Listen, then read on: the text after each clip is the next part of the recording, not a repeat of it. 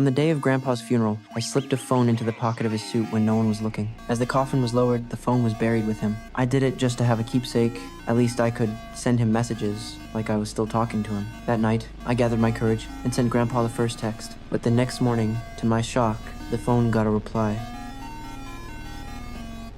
I ran to tell my dad, saying Grandpa might not actually be dead. We had to open the coffin and check. But Dad just shook his head and said I was crazy. He reminded me that the coroner had already done an autopsy to determine the cause of death. They even removed Grandpa's heart. There was no way he was still alive. As for the text, Dad thought the phone might have been hacked, but I knew that was impossible. The message used a special letter code, something only Grandpa and I knew. No outsider could have understood it. Unable to convince Dad, I went to the cemetery alone. I called the phone buried in the coffin. It rang for a long time, but no one answered. If he was really alive and could text, why wouldn't he pick up? The matter went unresolved, and life slowly returned to normal. I pushed it all to the back of my mind, until one day, at the school dance, I finally worked up the nerve to ask a girl in class to dance.